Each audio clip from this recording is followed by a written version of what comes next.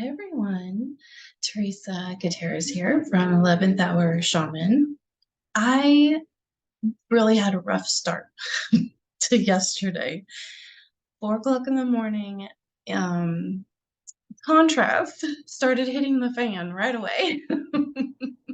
So I was feeling really uncomfortable for about 4.5 hours. I had a whole bunch of stuff I had to do. I didn't have time to deal with it immediately. And I was talking with a friend in the midst of all of that, and I realized that we were both going through some things, which makes me think other people obviously are going through some things, very likely anyway. And when I was in the shower, it was about 4.5 hours of not feeling good. And I've become very sensitive to when I don't feel good. And I don't enjoy it. So obviously, I want to face it and decide which tools are going to be the most effective for me. And so it was really interesting because while I was in the shower, my brain was in a really negative spiral. But then all of a sudden, I had this thought, and I took some notes over here, but I had this thought like, what is happening? And I really need to listen to what my angels have to say to me because what's happening right now is not feeling good. So I had that thought. I really need to listen to what my angels have to say to me. And so I was, in saying that, going to go after my shower to meditate and take some time. But what's interesting is they answered me right then and there. So it was like this immediate uh, conversation, I guess, or guidance that I felt right away that I definitely didn't feel like was just coming from my own brain. I just felt so loved and guided in that moment. And so the first thing that they said to me was listen again to The Golden Key by Emmet Fox. My friend Heather Noel, she has the most beautiful voice, and I love her speaking voice and her singing voice, but she does a reading of Emmet Fox's The Golden Key, and so I posted that on my blog. And so anyway, that was the first bit of guidance, was go to listen to that again. And obviously I was getting ready, so I didn't do it immediately, but more thoughts kept coming and more messages from my angels were coming through and giving me new insight or new perspective to see things in a way I had never seen them before. And so here's some of the other stuff that was coming through. If you're learning something because you love to learn and it excites you and makes you feel curious, it makes you feel like, wow, I am loving this. I am loving life. This is so cool. This topic is amazing. I want more of this, right? I'm loving the topic and I'm totally interested in learning all of this. I love to grow, which is true. I love to have new experiences. I love to try new things. So if we're learning from that, that is a totally different energy than I have to learn this or do that to fix this problem that I hate. Or to fix, the things that trigger us, or the stark contrast of life between what you want versus where you are or what's actually happening in that moment. And so there's just a completely different energy in how we approach learning how to overcome our challenges. And I thought that was really insightful to notice the difference in the energy we bring to learning new things to overcome challenges. So the first example is full of light with zero attachment to an outcome and completely open to the infinite, ingenious ways of source to deliver said outcome, and how source is just going to come through to help us get what we want or need. And the second example is completely enmeshed it's like a tangling up completely enmeshed with a sense of desperation and an outlining. I know a lot of people love to outline how they specifically want the universe to deliver such a thing. And we typically want it right now, which means we're really not in our sense of timelessness, our deepest sense of patience. And so those are clues that we're approaching it with an energy that isn't useful to us. So the Golden Key by Emmet Fox says to take your mind off the problem and think about God instead. And do this until you feel better. So I put a video in my blog, the one it's manifesting feels good. So that's on my YouTube channel as well, of how I put that into practice when I was homeless for 2.5 months with my four little, they weren't all little, but they were all minors. They were kids. And how we got through that with the most joy ever. And one way we can actually consider what it means to think about God instead of our problem is that we know God lives inside of us. God lives through us, through our passions, through our loving kindness, through our self expressions. God, focusing on God in one way could be focusing on the things that we're passionate about and the things that really light us up. And focusing on God could look like focusing on what or who we really love, and also what we love to learn, and how we express our genuine selves, our truest selves, our soul expressions, how we live our perfect self expression. In other words, like how we express our life's purpose. Focusing on God could look like the self care that we desire, such as good food, exercise, Reiki and reflexology, because I love those things, an Epsom salt bath, a movie and popcorn with the people that you love the most, whatever brings you delirious amounts of joy and laughter and pleasure and total delight. Those are all ways that we can consider that is a version of focusing on God. And so remember, source lives in our hearts and actually is in our DNA. But this, our hearts, is where our soul's deepest desires are born through. And it's even more accurate to say that it's not just God that is living through us, but in the most pure way, God is us. We experience what feels like a separation from our source because we're in this physical body.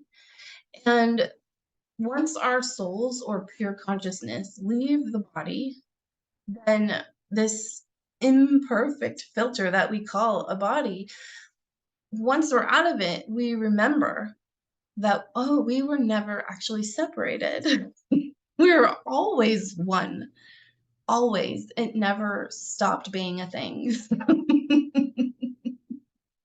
And I think that is such a beautiful gift that a lot of NDEers have brought back to us. That that knowing and understanding, and a lot of people that have had spiritually transformative events, they bring back that experience. When I had the dream about the sun bears, the song of the sun bears, that was an experience of absolute knowing that we're not separate, we're one, and God lives in me and is all of us and all life.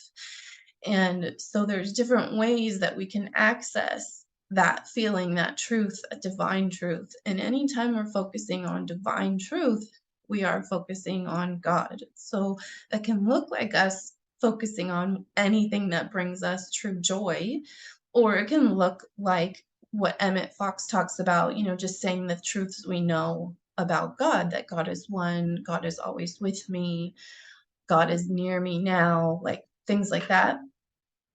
Or we can think of it as how we feel divinely guided to spend our time, to literally be focusing on God because it brings us joy and lights us up. So Anita Morjani is an NDEer, and she describes her higher self as, or her soul as the or her infinite self. And other people describe God, universe, or spirit as the infinite one. And I feel like when I read that Anita Morjani calls her soul her infinite self, I felt like that just brought God right into my body. And it was the most soothing feeling ever, and the most comforting feeling I could ever ask for. So I'm really grateful that that's something she shared with all of us in her book, Dying to Be Me. Um, but that's the foundation of how the law of creation actually works, is practicing the feeling and the knowing that we are never separated actually. We're still always one with our source. And that is a completely different energy than us hurrying or rushing or getting impatient or trying to fix something that we basically hate. Some people could be in a life contrast, like I said, of where they want to be versus where they are, and where they are might be somewhere they really, really don't like, or they might absolutely hate it. And so it's just a different energy to bring to life. So all these things that we want to do and these things that we want to have, focusing on what brings us joy is a way that we can focus on God, or what some call the kingdom of heaven, because we're focusing on divine truths. And then we are focusing on God. And that means that we should be feeling pretty good in that moment. So, as I shared in my Manifesting Feels Good video, when we are focusing on God in any way that brings us comfort or joy, it might take a minute, but if you keep that focus there, you keep it there until you do feel better. And then that raises your vibration and increases your vibration and the frequency that we broadcast out into the universe. So Dr. Joe Dispenza and Heart Math Institute, we call that heart brain coherence. And it generates a really powerful auric field around us, or some people call it an electromagnetic biofield. But those in the spiritual world typically call it an aura. And I think of it as us being a magnet for all that belongs to us by divine right. These are some of the phrases I learned from Florence Scovel Shinn before, but also during that 2.5 months that I was homeless with my kids.